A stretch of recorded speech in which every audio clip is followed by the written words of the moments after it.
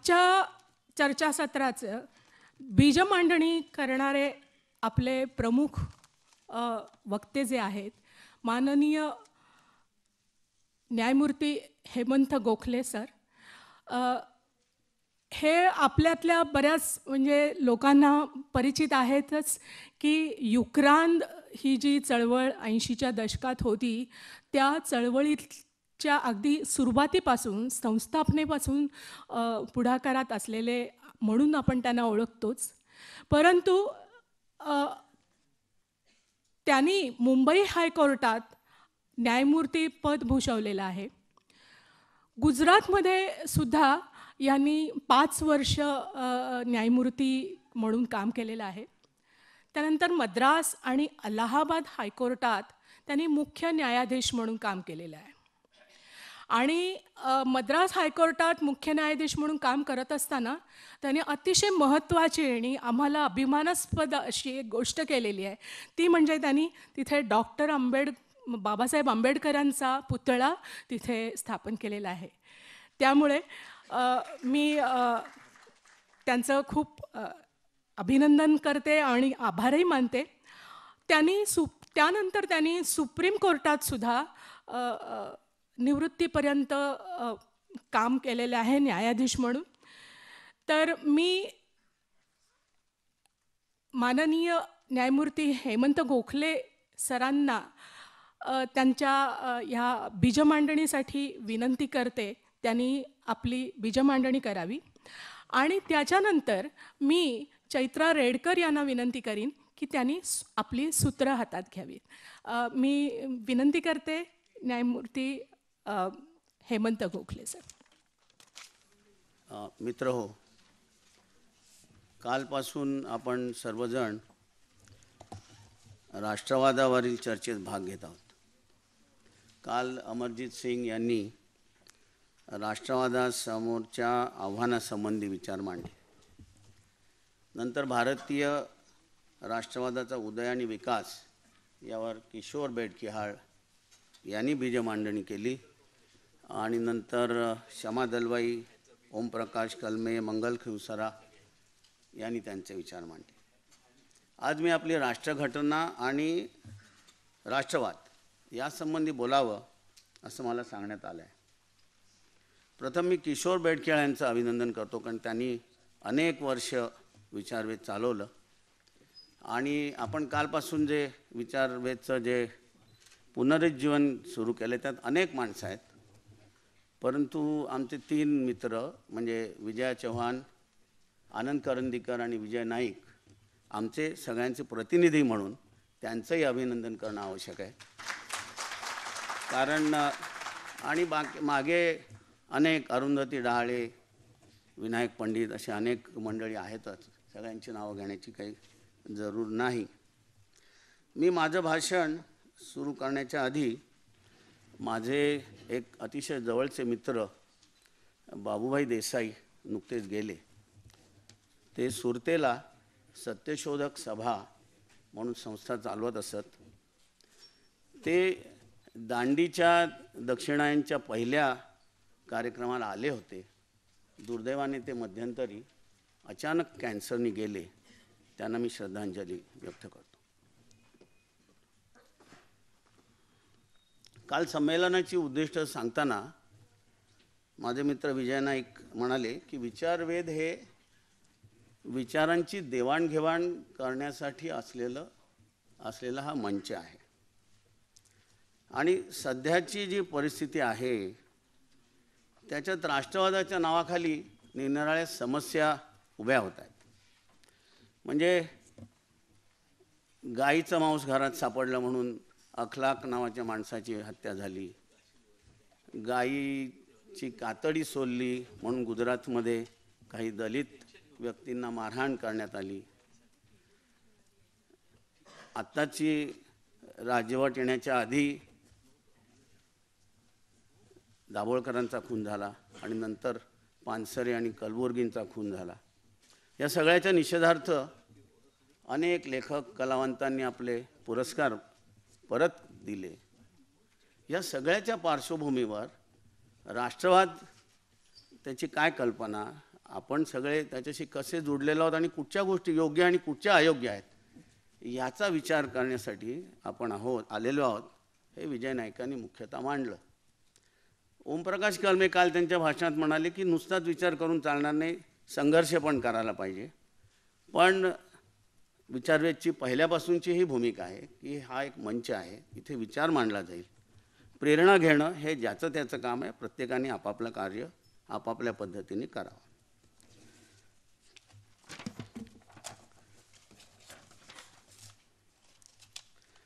या विषयावरती बोलताना मला प्रथम हे सांगितलं पाहिजे की आपल्या राज्यघटनेच्या घोषवाक्यामध्ये सोशलिस्ट सेक्युलर डेमोक्रॅटिक रिपब्लिक असे शब्द आहेत, पण नॅशनलिझम हा शब्द आपल्या राष्ट्रघटनेत कुठंही नाही.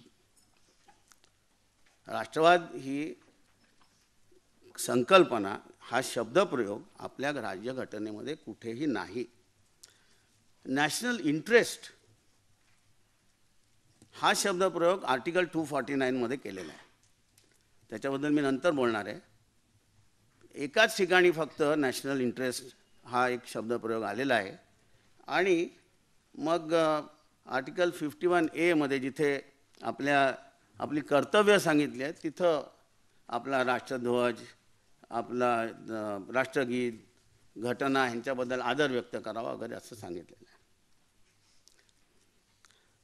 आपल्या घटनेतील या घटनेच्या या राष्ट्रवादाच्या कल्पनेबद्दल बोलताना राष्ट्रवाद आणि नागरिकत्वातून येणारे अधिकार आणि कर्तव्य आणि राष्ट्रवादासंबंधीची सद्यस्थिती अशा रीतीने मी माझा विचार मांडणार आहे. राज्यघटनेतील राष्ट्रवादाची संकल्पना बघताना, म्हणजे जरी शब्दप्रयोग नसला ती बघताना आपल्याला थोडंसं मागे जाऊन थोडा ऐतिहासिक आढावा घेतला पाहिजे. तो असा की 1885 साली जेव्हा राष्ट्रीय काँग्रेस स्थापन झाली त्यावेळेला त्याच्यामध्ये जी मंडळी होती ती बहुसंख्य चांगल्या आर्थिक आणि सामाजिक परिस्थितीतली होती आणि काही बंगाल, महाराष्ट्र, तामिळनाडू अशाच प्रांतातून आलेली होती. परंतु 1947 पर्यंत त्याचा एक मोठा वटवृक्ष झाला. म्हणजे एका बाजूला खान अब्दुल गफार खान वायव्य सरहद्द प्रांतातले ते राजगोपालाचारी, जगजीवन राम जे दलित समाजातले होते, सरोजिनी नायडू, अरुणा असफ अली, एका बाजूला बिर्ला, बजाज आणि दुसऱ्या बाजूला जयप्रकाश नारायण आणि नंबूद्रीपाद, अशी सगळ्या प्रकारची माणसं त्या संघटनेमध्ये आलेली होती. देशाला स्वराज्य मिळावं ही मुख्य भूमिका होती. पण स्वराज्य कशासाठी? तर लोकांना चांगलं आर्थिक सामाजिक जीवन त्याच्यानंतर मिळावं, त्यांची प्रगती व्हावी, याच्यासाठी ती सगळी मंडळी एकत्र आली. या सगळ्यांच्या बरोबर नव्हती ती फक्त मुस्लिम लीग. आम्हाला एक वेगळं राष्ट्र हवं हा ठराव मुस्लिम लीगने 26 मार्च 1940 रोजी लाहोरला केला. ब्रिटिश इंडियाच्या पश्चिमेकडचे प्रांत आणि पूर्वेकडचे म्हणजे बंगाल आणि आसामसुद्धा याचा पाकिस्तान व्हावा अशा प्रकारचा त्यांनी ठराव केला. काँग्रेसने अर्थातच त्याला विरोध केला. ही भूमिका स्वीकारणारे लीगच्या बाहेर असलेले पहिले विचारवंत डॉक्टर आंबेडकर होते आणि नंतर राजाजीसुद्धा. आंबेडकरांनी पाकिस्तान और पार्टिशन ऑफ इंडिया हे पुस्तक 28 डिसेंबर 1940 साली रोजी त्यांचं प्रकाशित झालं. Once an identity becomes a political force, then the consequences of its formation have got to be accepted. If Muslims think that they are a nation, that must be accepted. आता पुढचं वाक्य हे आंबेडकरांचं वाक्य आहे. It is better to have Muslims whose loyalty to India is doubtful without and against rather than within and against. ह्याच आंबेडकरांनी नंतर 1 जानेवारी 1945 ह्याची दुसरी आवृत्ती 483 पानाची लिहिली आणि त्यात त्यांनी म्हटलं की this book has displeased both Hindus and Muslims and this indeed shows independence of my thoughts.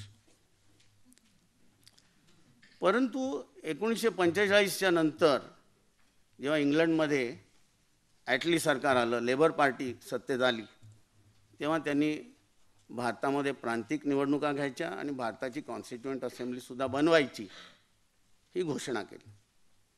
Cabinet मिशनच्या योजनेखाली या निवडणुका झाल्यानंतर एक व्हाईसरॉयचं जे एक्झिक्युटिव्ह काउन्सिल बनलं, त्या इंटरिम गव्हर्नमेंटमध्ये नेहरू व्हाईस प्रेसिडेंट झाले, लियाकत अली लीगचे अर्थमंत्री झाले, सरदार पटेल गृहमंत्री झाले. परंतु लियाकत अलींच्या असहकारी वृत्तीमुळे नेहरू हैराण झाले. या कॅबिनेट मिशनच्या कल्पनेमध्ये देशाचे 3 भाग असणार होते. म्हणजे आजचा पश्चिम पाकिस्तान आणि भारतात आलेला पंजाब, पूर्वेकडचा आसाम आणि बंगाल आणि उर्वरित भारत. ह्या कॅबिनेट मिशनमध्ये प्रांतांना स्वतंत्र होण्याचा अधिकार होता. संस्थानं तर स्वतंत्र होतीच. आता ही सगळी जी रचना होती ती अर्थातच अडचणीची होती आणि त्याच्यामध्ये लीगच्या बरोबर सरकार चालवणं किती कठीण आहे हे नेहरूंना कळत गेलं. 10 जुलै 1946ला नेहरूंनी मुंबईत एका प्रेस कॉन्फरन्समध्ये सांगितलं की आम्ही कॅबिनेट मिशन घेतलेलं आहे, स्वीकारलेलं आहे, कॉन्स्टिट्युएंट असेंब्लीसुद्धा आम्ही स्वीकारणार आहोत, पण नंतर आम्ही ही परिस्थिती बदलू. नेहरूंनी हे विधान केल्या लगेच जिन्नांनी त्याचा निषेध केला, डायरेक्ट ॲक्शनचा कॉल दिला, देशात दंगे झाले आणि नंतर फाळणी झाली. देशाचं विभाजन झाल्यानंतर जेव्हा घटना समिती बसली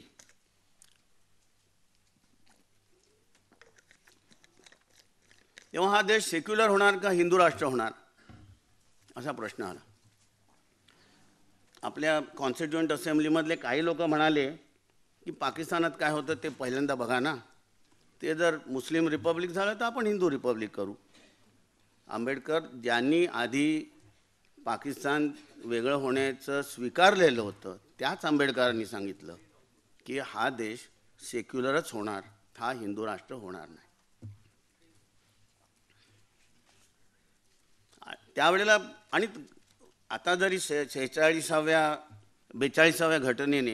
घटना दुरुस्तीने 1976 साली सेक्युलर आणि सोशलिस्ट हे शब्द आपल्या प्रिएम्बलमध्ये जरी आणलेले असले, घटनेमध्ये त्याच्या आधी कुठे हे शब्द नव्हते, पण घटनेचं जे संबंध जे रूप आहे हे संपूर्णपणे सेक्युलर आहे.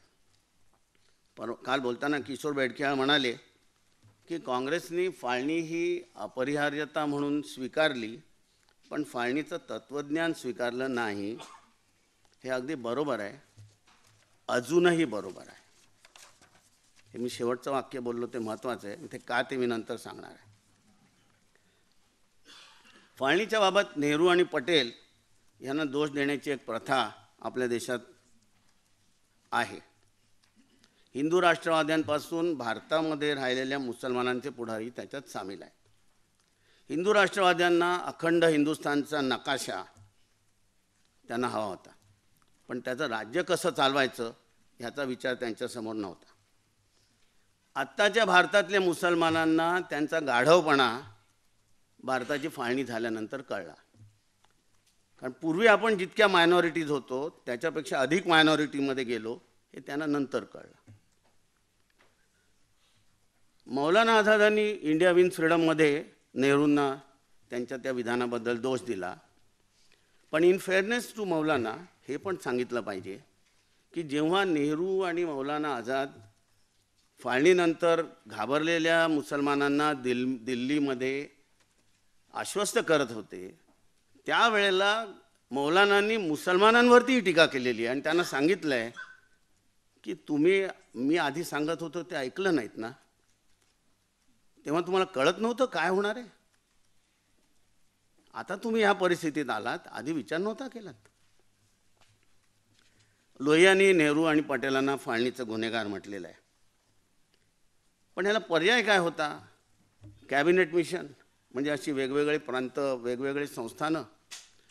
परवाच या ठिकाणी हमीद दलवाईंच्या मुस्लिम पॉलिटिक्स इन इंडियाचं मराठी भाषांतर झालं, त्यावेळेला रामचंद्र गुहा आले होते, तेव्हा आम्ही याच्याचबद्दल बोलत होतो. ते त्या प्रकारची जर रचना असती तर म्हणाले मला बंगलोरहून पुण्याला येण्यासाठी 2 व्हिसा घ्यावे लागले असते.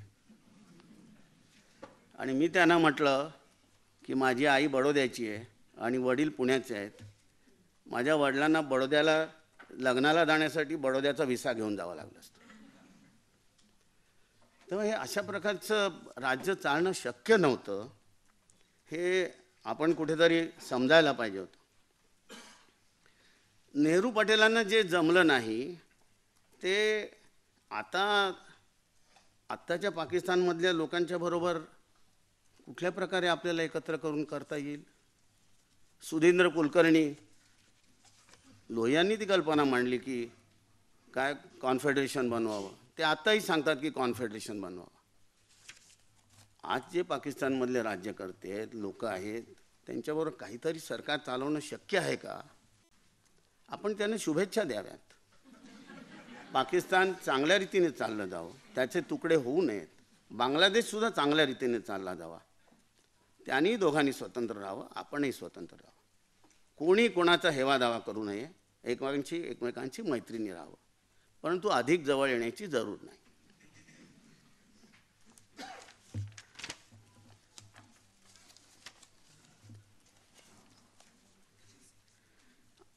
ही जी आपली राज्यघटना बनली, मी सांगितलं तसं आंबेडकरांनी पाकिस्तानला स्वीकृती दिली आणि तरीसुद्धा घटना बनली ती सेक्युलर बनली.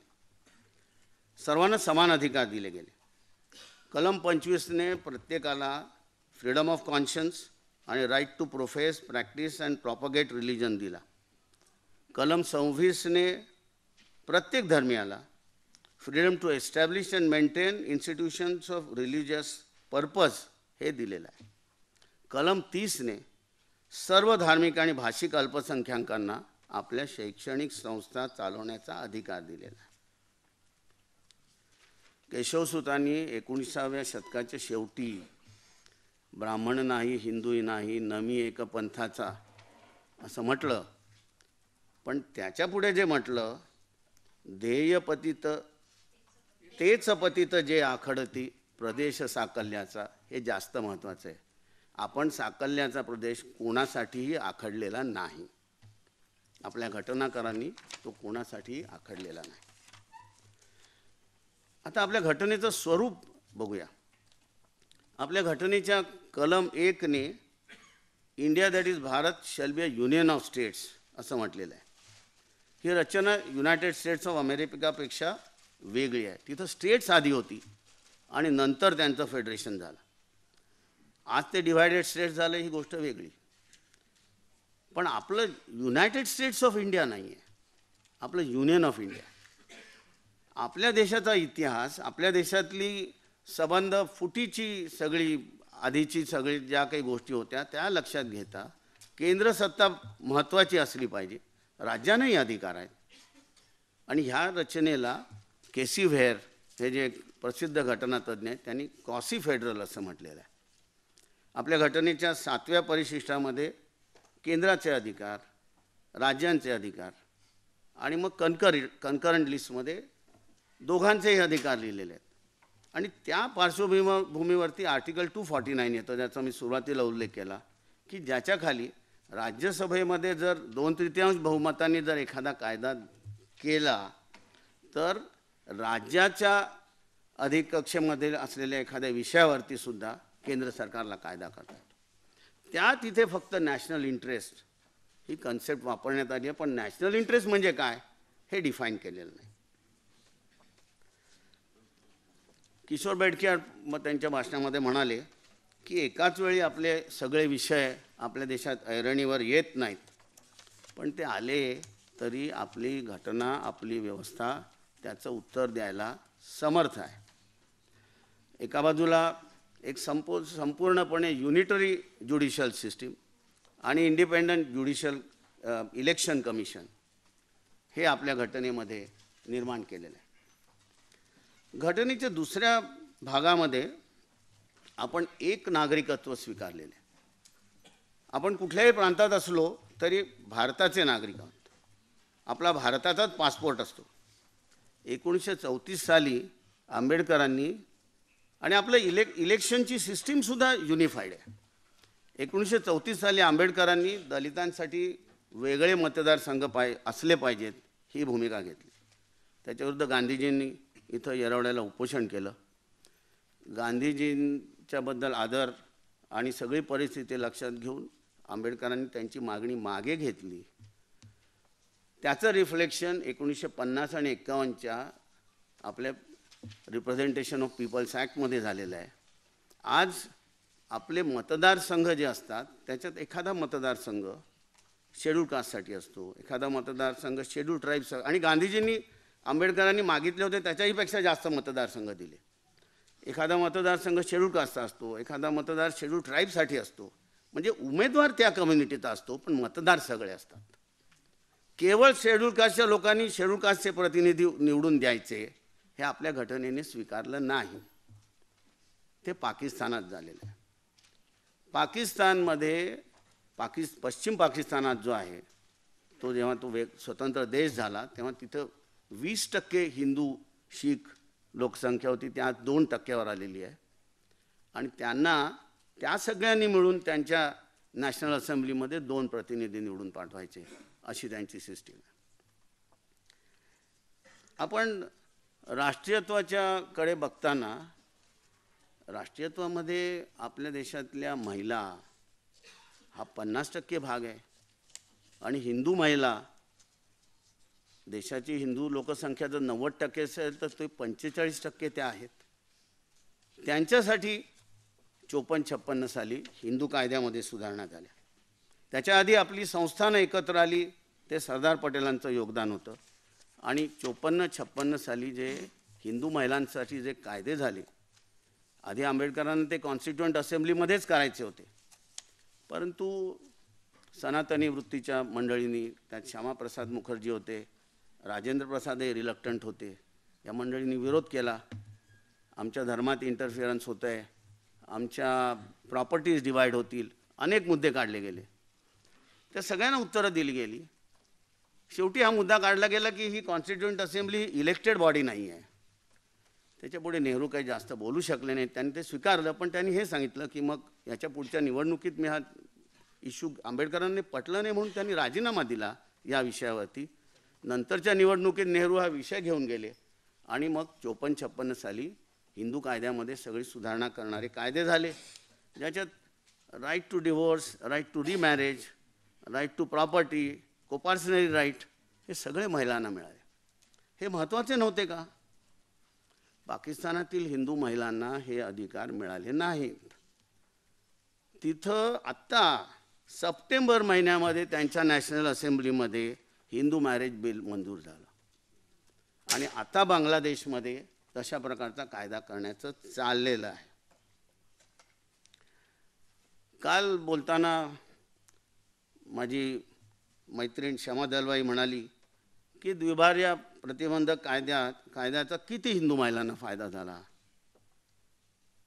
कायद्याची उपयुक्तता म्हणजे त्याचे आकडे देता येतील, पण किती त्याच्यामुळे द्विभार्या होणारे जे विवाह होते ते झाले नाहीत. 2 लग्न किंवा अधिक लग्न करणं हे गैर आहे ही मान्यता जी समाजामध्ये वाढली त्याचा विचार केला गेला पाहिजे. एक रिटॉरिक म्हणून असा प्रश्न विचारण्याला अर्थ नाही आहे. मग तुम्ही पॉलिगॅमी जस्टिफाय करणार का? मग पॉलिगॅमी जस्टिफाय करणार असाल तर पॉलिएंड्री पण करणार का? स्त्रियांना आणि पुरुषांना तुम्ही समान अधिकार जर म्हणणार असाल तर स्त्रियांची अस्मिता तुम्ही एकाहून अधिक पती करणाऱ्या कायद्यांनी स्वीकारू शकता.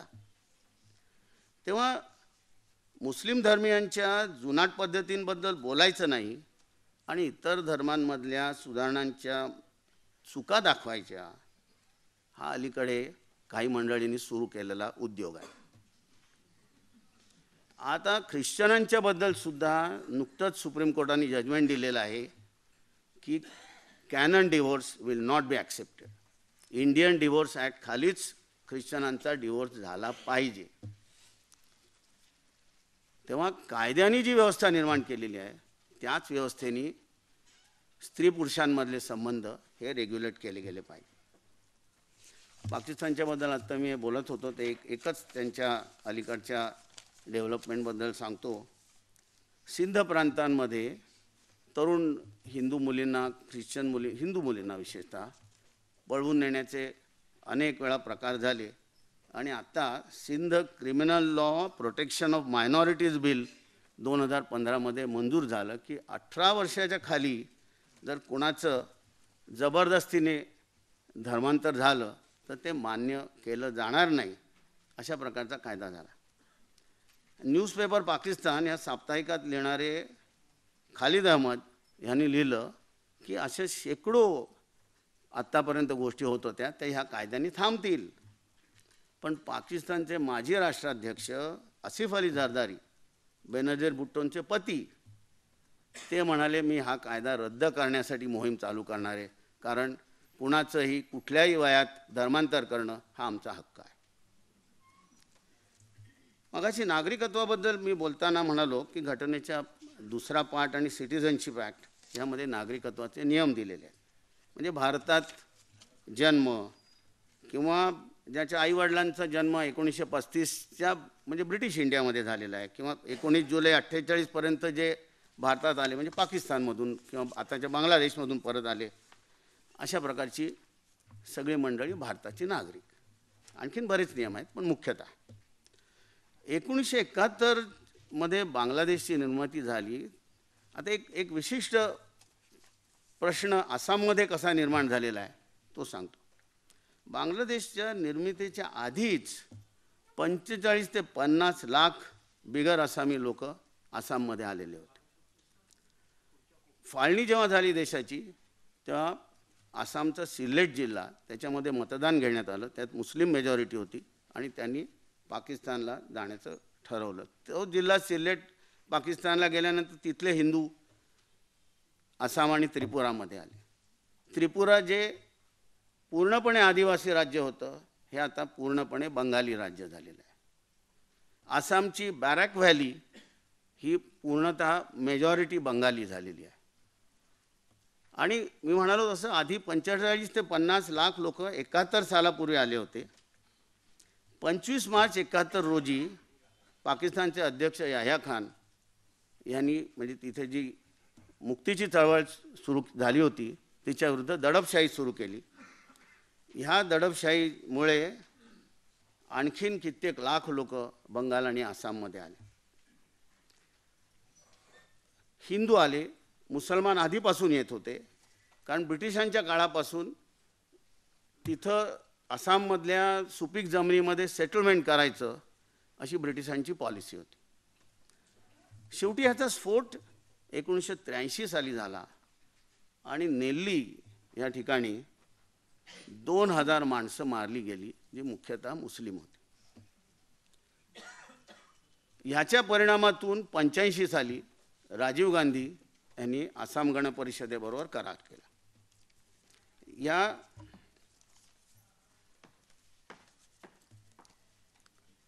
शेवटची 2 मिनिट ठीक.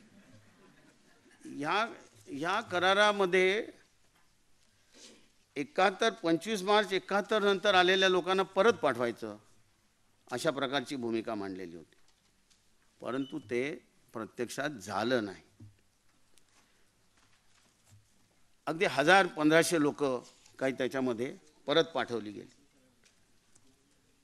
हे प्रकरण सर्वानंद सोनोवाल जे आसामचे मुख्यमंत्री आहेत आत्ताचे, त्यांनी सुप्रीम कोर्टात त्यावेळेला लावून धरलं आणि तो IMDT ॲक्ट होता तो रद्द करण्यात आला. आज भारत सरकारने काय चालवलेलं आहे, आत्ताच्या भारत सरकारने सिटिझनशिप ॲक्टमध्ये नवीन अमेंडमेंट करून आता अशी प्रोव्हिजन करणार आहेत की जे निर्वासित त्यांच्या अडचणीमुळे आलेले आहेत आपल्या देशात, बांगलादेश, पाकिस्तान, अफगाणिस्तानमधून हिंदू, ख्रिश्चन, जैन, बुद्ध, पारशी, मुसलमान नाहीत, त्यांना नागरिकत्व देण्यात येईल. आता आसाममधल्या बंगाली हिंदूंचा त्याला पाठिंबा आहे, कारण त्यांचं म्हणणं की बंगाली मुसलमान गेले चालतील पण आम्ही राहू. बंगाली मुसलमानांचा अर्थातच विरोध आहे, कारण त्यांना राहायचं आहे. आणि आसामी हिंदूंचा बंगाली हिंदू आणि बंगाली मुसलमान दोघांनाही पाठवून द्या अशा प्रकारची त्यांची भूमिका, कारण आम्ही आमच्या प्रांतात आता मायनॉरिटी होत चाललो हे ते सांगतात. मुंबईचं वेगळं राज्य करावं अशी एकेकाळी भूमिका होती. SM जोशी, डांगे, अत्रे यांनी त्याचा विरोध केला. मुंबई काही वेगळ्या देशात जाणार नव्हती. पण आसामी लोकांचं म्हणणं असं आहे की आम्ही जर आमच्या प्रांतात मायनॉरिटी झालो तर उद्या आमच्या देशाचं आमच्या प्रांताचं काय होईल हे आम्ही सांगू शकत नाही. राष्ट्रवादाच्या संदर्भामध्ये या सगळ्या गोष्टींचा आपण विचार करणं आवश्यक आहे. हा कायदा जो नवीन आता ड्राफ्टिंग कमिटी पुढे आहे, पार्लमेंटरी कमिटी समोर आहे, कायद्याच्या कसोटीवरती तो टिकेल की नाही हे सांगणं कठीण आहे. माझ्या मते तो टिकणार नाही. परंतु सगळ्यांची वेगळी वेगळी कशी भूमिका आहे, का भूमिका आहे, हे आपण राष्ट्रवादाच्या बद्दल विचार करताना बघितलं पाहिजे. शेवटचे 2-3च मुद्दे सांगतो. शिवाजी महाराजांना मराठी ब्राह्मणांनी राज्याभिषेक करायला नकार दिला, तेव्हा गागा भट्टाला आणायला लावलं. इतिहासकार यदुनाथ सरकार मराठी समाजाबद्दल तेव्हाच्या म्हणतात, greatest obstacles to Shivaji success were not Mughals or Adil Shah, Siddhis or Firangis, but his own countrymen. This internally torn community had not the idea of a nation. Marathi समाजाला एकराष्ट्रीयत्वाची त्यावेळेलाही कल्पना नव्हती. 1 जानेवारी 18ला मराठ्यांचा पराभव ब्रिटिशांनी केला. त्या पलटणीमध्ये 500 महार होते. त्यातले जे शहीद झाले त्यांचं कोरेगाव भीमा इथं स्तंभ उभारून ब्रिटिशांनी स्मारक केलेलं आहे. तिथं 1 जानेवारीला महार मंडळी जमतात आणि ते सेलिब्रेट करतात. का करू नये? शिवाजी महाराजांनी आणि पहिल्या बाजीरावाने सगळ्यांसाठी राज्य निर्माण केलं. बाजीरावांनी होळकर, गायकवाड यांना कसबे दिले. होळकर धनकर होते पहिल्या बाजीरावाने. सयाजीराव गायकवाड त्यांच्या नातवाने फत्तेसिंगांनी त्यांच्यावर पुस्तक लिहिलं गुराख्याचा पोर. ते गुराखी होते, निरनिराळ्या कम्युनिटीतली लोक होती. दुसऱ्या बाजीरावाने ते घालून टाकलं. त्याचा हा सगळ्याचा परिपाक होता. जॉन विल्सन या इंग्लिश इतिहासकाराने इंडिया कॉन्कर्ड हे पुस्तक नुकतंच लिहिलेलं आहे. त्यात तो म्हणतो की भारतीयांना राष्ट्रीयत्वाची भावना फार उशिरा आली. Nationalism is about institution building and social reforms and not just seizing state power. Indians came quite late to the idea of nationalism. आज आपल्याला राष्ट्रवादाच्या कल्पनेमध्ये एक फेलो फिलिंग असलं पाहिजे. फ्रॅटर्निटी हे आपल्या ज्या उद्दिष्टामध्ये म्हटलेलं आहे ते असायला पाहिजे. आपला देश हा विविधतेने नटलेला आहे. आपण शाळेच्या प्रतिज्ञेमध्ये म्हणतो या विविधतेने नटलेल्या परंपरेचा मला अभिमान आहे. या परंपरा आपण समजून घेतल्या पाहिजेत. त्याच्यामध्ये आणि राष्ट्रवादामध्ये काही वाद असण्याचं कारण नाही. पण आज आम्ही छोट्या छोट्या अस्मिता महत्त्वाच्या करून घेतलेल्या आहेत.